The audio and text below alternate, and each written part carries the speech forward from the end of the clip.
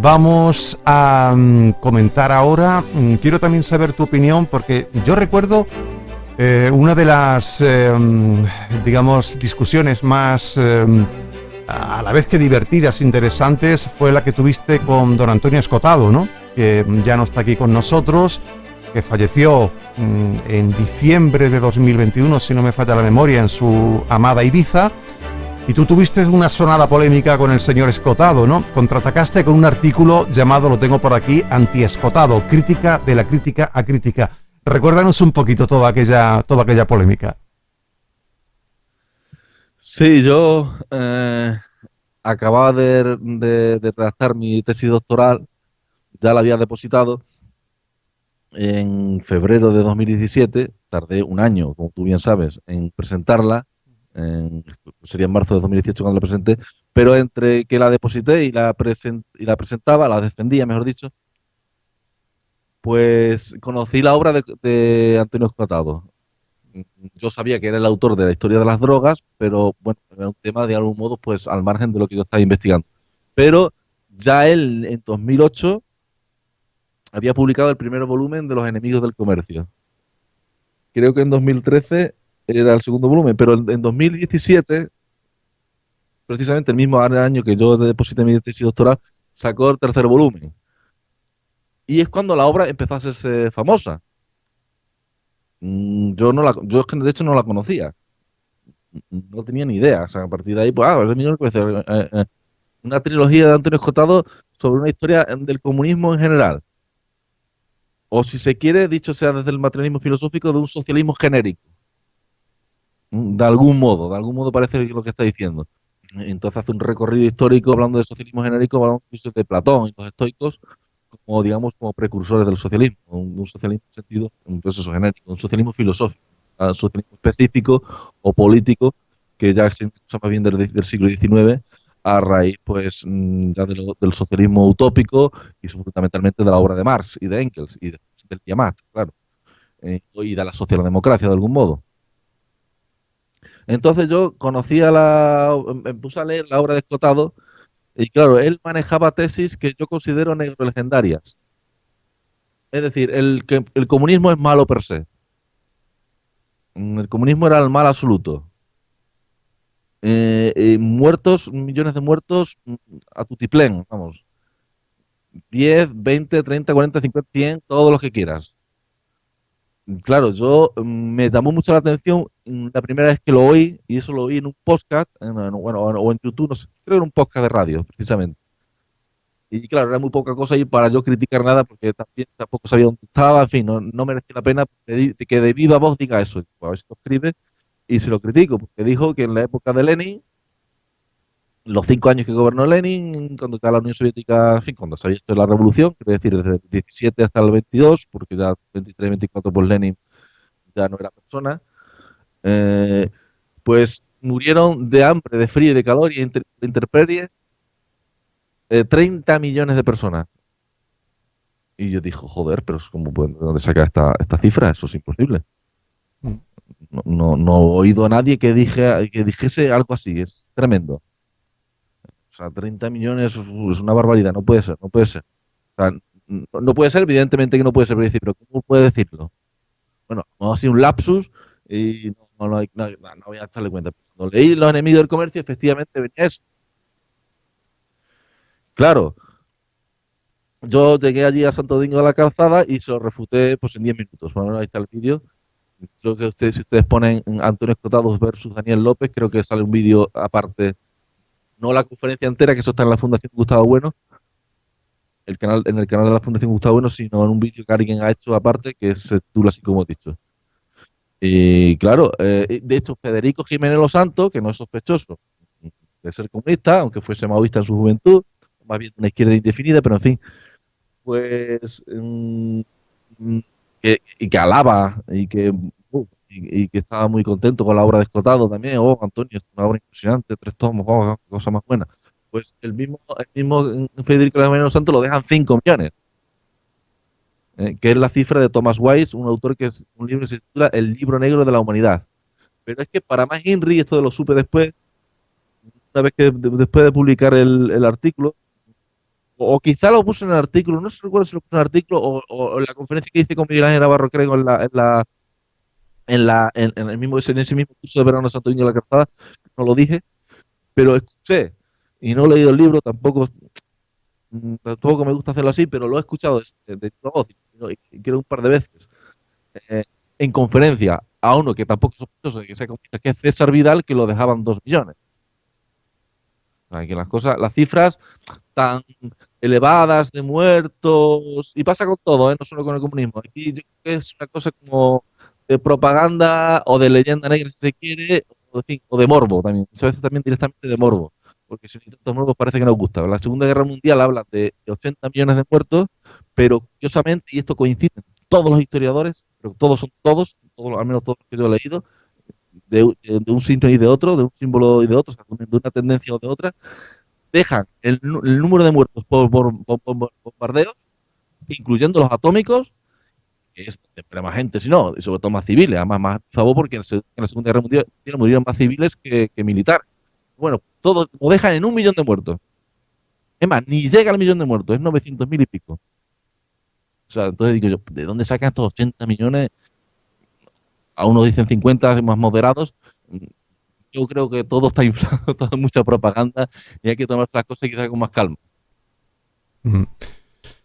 Vamos a pasar a otro de los asuntos donde te has mostrado siempre muy, digamos, muy apasionado, donde no solamente apasionado, sino que te has documentado un montón, como sueles tú trabajar esas cosas, que ha sido el 11M. Precisamente hablamos aquí, en el 10º aniversario del 11M, y te invitamos a ti porque en su día estudiaste con mucha profusión todos los datos que había. No te cuadraba lo que podemos llamar la versión así, entre comillas, oficial. Y bueno, pues ya digo, llegamos a hacer aquí un programa en la vieja etapa de Radio Materialista. Parece que se acabó aceptando la tesis expuesta precisamente en la sentencia, y las teorías de la conspiración quedaron, dicho así de paso, relegadas a espacios así muy minoritarios, ¿no? Casi residuales. Casi 20 años después, porque digamos que el 20 aniversario será ahora en marzo, o no, en marzo del año que viene. Estamos casi 19 años después, ¿no? Y con la frialdad y con la serenidad que da la distancia, ¿no? De hablar ya, pues claro, casi 19 años después. Daniel, ¿qué certezas y qué dudas sigues teniendo a estas alturas, ¿no? Yo lo último que he visto de esto han sido los documentales de la gente esta de Terra Incógnita, donde se hace hincapié mucho en el papel de los servicios secretos franceses, pero que, a decir verdad, pues tampoco aporta el documental nada que no conozcamos, ¿no? De otras fuentes. Parece que la investigación, que todo eso se ha quedado un poquito ahí como aparcado y se ha terminado aceptando, bien por resignación o bien porque no hay otra alternativa mejor, la tesis, vamos a llamarla oficial. ¿Qué tienes que decir ahora ya con el paso del tiempo, después de muchos años, sobre el 11M? Bueno, pues que si seguimos sin saber nada. La cuestión es que no tenemos pruebas. Especular, se puede especular lo que se quiera, pero no hay pruebas. Tampoco no se puede hacer una acusación tan grave sin pruebas. Entonces yo lo que me limito cuando estudio el 11M es a refutar la versión oficial, que es un disparate descomunal. Vamos, es una cosa tremenda. Como botón de muestra, por ejemplo, el principal condenado por la masacre, que es Jamal Zougan, que está condenado a más de 40.000 años de cárcel, pues lo fue porque 2 testigos la vieron en los trenes, pero una la vio en un tren y otra la vio en otro tren. Y eran testigos rumanas, eran 2 mujeres rumanas. En fin, que ya para empezar. Claro, la versión oficial se basa en la mochila de Vallecas, porque de la mochila de Vallecas se saca la tarjeta de teléfono, y esa tarjeta de teléfono va a Zougan, al locutorio de Zougan, y de este pues a todo el chino, el tunecino, en fin, a los peleles, a la banda de Leganés. Se suicidaron supuestamente en Leganés, que pensamos que los mataron, los colocaron allí y explotó el edificio, y cierre de archivo. Están muertos ya. no hay nada más que hacer. Claro, la versión oficial, pues por reducción al absurdo, si la mochila de Valleca es falsa, pues todo lo demás se viene abajo. Es un montaje. Claro, ¿qué pasa? ¿Qué pasó realmente? Pues ignorabimos en información. No lo sabemos, no tenemos pruebas. Esto últimamente, creo que no sé si hace 2 o 3 años, salió este hombre que estaba, ¿cómo se llama? Eh, joder, tengo la punta de la... Villarejo, hombre, Villarejo. Ujú. José Villarejo, ¿no? Así que se llama José Villarejo. Hablando de unos terroristas sirios, de no sé dónde, en fin, que era más morralla, porque daba por buena la versión oficial. Yo creo que Villarejo venía aquí a confundir y a meter más basura. Y además, Villarejo es un personaje un poco también conspiranoico, porque también es un enreda, es un liante. Es un liante y venía aquí a liarlo más todavía. Entonces, no tenemos ni una sola prueba de quién ha sido. Se habla de Marruecos. Bueno, hay que decir una cosa sobre Marruecos. Sí sabemos que Marruecos colaboró en la versión oficial a través de la madre del chino, que se llama Al-Midán el chino. Y claro, la policía, digamos, pues acordonó la zona del piso de Carmen Caite de Leganés, donde estaban supuestamente los terroristas, o los supuestos terroristas, ¿no? Estaban allí, fueron muy amables los supuestos terroristas que dejaron que se desalojase la zona, y una vez que no hubiese vecinos, pues aquello explotó. Pero antes de que explotase, el chino supuestamente hizo una llamada por teléfono, lo cual quizá no pudiese hacerla porque la policía podría, cuando acordó la zona, podía hacer que ninguna llamada de teléfono saliese de allí.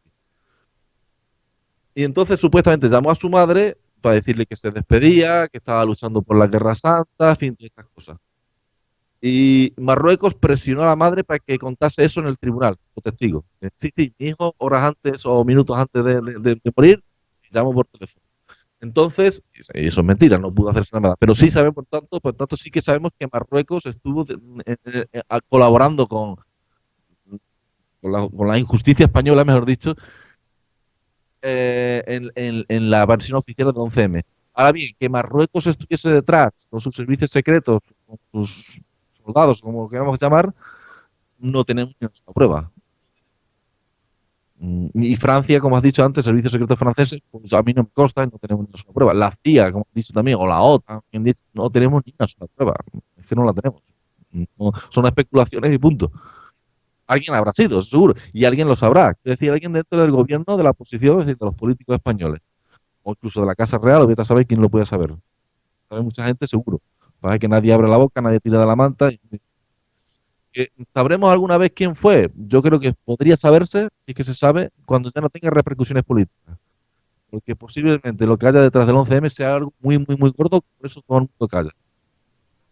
Y respecto a lo del documental de Tierra Ignota, como estoy muy liado, además tengo posiciones y eso no tengo tiempo para nada, pues he visto un par de ellos.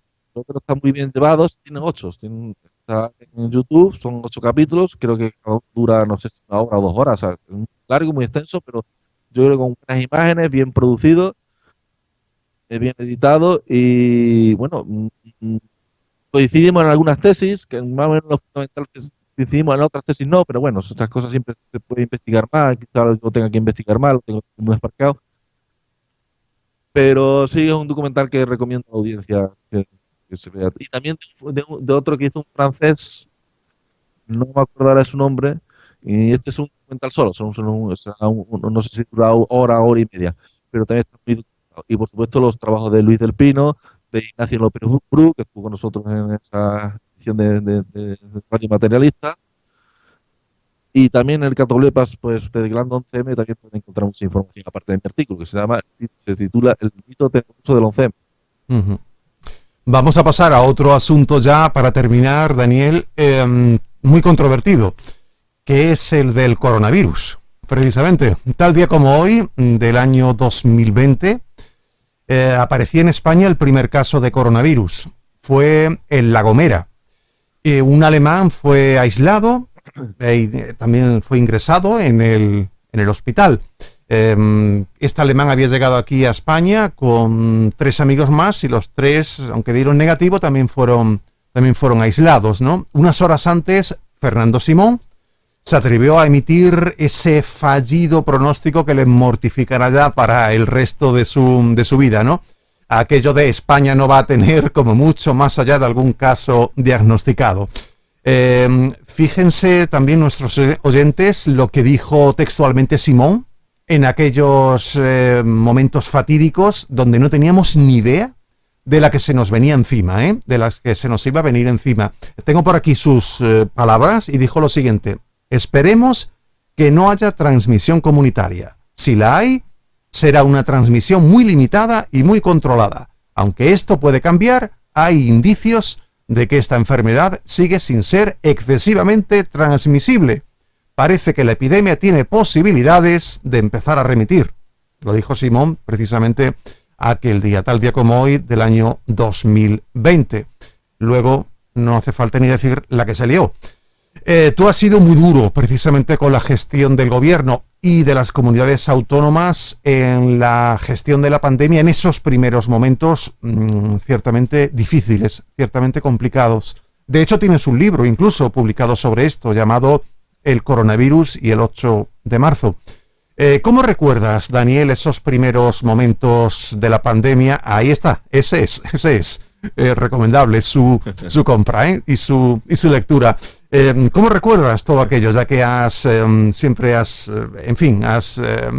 documentado muy bien todo lo que has escrito y ese libro tiene un montón de fuentes y está muy trabajado como todo lo que sueles publicar? ¿Qué recuerdas de esos primeros momentos y de la gestión de la gestión política, ¿no?, y sanitaria del coronavirus? Bueno, yo como ciudadano de a pie, y por traer aquí mi memoria histórica, pues yo por ese tiempo estaba muy liado con otros asuntos y no le eché cuenta. Como ciudadano de a pie, ahora bien, un Estado es un Estado. Sus servicios de sanidad, sus servicios secretos, sus servicios políticos en general, en fin, tiene un Estado, pues tiene que estar, y sabe perfectamente lo que está pasando en China. Ya el 15 de enero, aquel 2020, evidentemente, Beatriz Méndez de Vigo, no sé si es hermana, sí, hermana de Méndez de Humo, a los santos, que fue portavoz del gobierno de Rajoy. Pues esta mujer, Beatriz Méndez de Vigo, trabajaba en el CNI y dijo que lo del coronavirus era grave. Pero, ojo, que trabaja en el CNI en China. O sea, que es alguien que estaba más o menos bien informado. Entonces, pues digo que muchísima prudencia. A mí el caso que más me llama la atención es el de José Antonio Nieto, que es el mayor especialista en España en riesgos laborales, que dio un aviso, profético, fue el 24 de enero, pues que la policía tenía que tener mascarillas en los aeropuertos, que se prevenga ustedes de material sanitario, pues, fundamentalmente lo de las mascarillas, de todo lo demás, que mucho cuidado, que esto viene. Cuando vino y se llevó a cabo lo que es el confinamiento, pues este hombre, sin que se sepa muy bien por qué, fue destituido, fue jubilado ya, porque estaba el hombre ya hasta jubilarse, pero bueno, en el momento más complicado, alguien que es especialista en riesgos laborales, que había acertado en su pronóstico, como también el doctor Cavada, ¿no? Iker Jiménez, ¿no? Y, bueno, como decías tú una vez en Facebook, cuando le diría que vengan los extraterrestres y Iker Jiménez dice que viene, alguien que le dice que no. Con Pablo Fuentes, ¿no? El famoso discurso de Pablo Fuentes, que fue muy, muy prudente, sí. Porque aquí, ahí es mi opinión, lo que se debió haber hecho no es confinar a la gente a lo medieval, que fue bestial, brutal para la economía, sino simplemente pues prohibir aglomeraciones. Pero ¿qué pasa? O ¿qué pasó, mejor dicho? Pues, claro, si tú prohíbes aglomeraciones, prohíbes los partidos de fútbol, prohíbes la feria de IFEMA, Fundamentalmente en Madrid y en Barcelona, que son las grandes capitales, que es donde vienen los vuelos de China, o de Italia, que es donde está el virus también creciendo mucho. Fundamentalmente esas ciudades, a lo mejor Sevilla es menos, y mi pueblo y el tuyo, pues no digamos, claro. Pero fundamentalmente ciudades como Madrid, sobre todo Madrid, pero también Barcelona, porque tienen más tráfico de personas, obviamente, pues claro, tenías que haber prohibido las aglomeraciones. ¿Pero qué pasa? Claro, lo que pasaba es que estaba la aglomeración del 8M. El 8M se tenía que celebrar sí o sí. Entonces el 8M saboteó, digamos, y el propio gobierno, y bueno, el gobierno de los dos partidos, el PSOE y de Podemos, pues sabotearon, como saboteó Simón también, pues lo que es, digamos, una política de prudente, digamos, de mínimos de prudencia para que el golpe no fuese tan letal, porque cuando hubo más muertos fue la primera oleada. Solo hay que ver la gráfica, está en internet para que quiera que lo pueda poner, que vengan en Google, muertos por coronavirus en España, lo pueden ver en todo el mundo también, y se ve que la primera ola es la que más muertos tuvo. Y además, y también fue muy prudente claro, de negarlo todo, de ser un gobierno negacionista, negarlo completamente todo, a afirmarlo de una manera radical y encerrarnos todas en casa de una manera que también fue un golpe para la economía y que tampoco se vio así, porque en Portugal fue de otra manera y en Alemania también fue de otra. Sí, aquí se hizo mal. Al principio, durante, y ahora vamos a ver qué pasa ahora también en este tiempo. Ya parece que el virus, pues, está bajando, que ya no es tan ofensivo, sea porque el virus está debilitando, sea por las vacunas, sea por lo que sea, también sería otra polémica. En China últimamente han tenido muchos problemas. Política de COVID cero, que me parece también importante, aunque también la información que nos traen sobre China es muy difícil también de discernir, saber qué es falso y qué es fake news, qué no lo es. Es muy complicado qué está pasando realmente en China con el virus o qué había pasado estos meses atrás.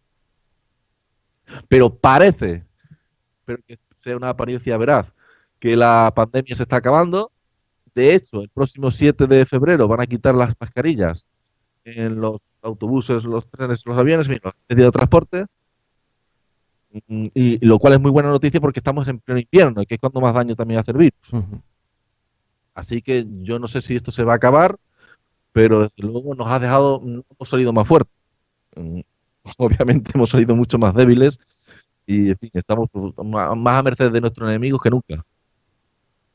Eso de saldremos más fuerte a mí me sonó siempre a libro de autoayuda o algo así, porque vamos, de una pandemia no se puede salir más fuerte nunca con los muertos que ha habido y con, en fin, con el deterioro de la economía, con el problema que ha habido de ausencia de libertades, y claro, eso es una cosa que, en fin. Bueno, Daniel, ha sido un placer tenerte por aquí en esta segunda edición de Radio Materialista, en esta nueva etapa, que esperemos sigamos en los próximos días con más entrevistas. A ti, pues simplemente agradecerte pues este momento que has empleado para atendernos y atender a nuestros seguidores, y nada, pues que siga la buena racha publicando libros, y nada, pues contaremos contigo cuando haya por aquí cualquier asunto de actualidad que tu opinión sea interesante, que le interese a nuestros seguidores. Muchas gracias, Daniel, y hasta otra. Pues nada, muchas gracias, Marco. Otro día nos vemos. Un abrazo. Gracias, un abrazo. Adiós.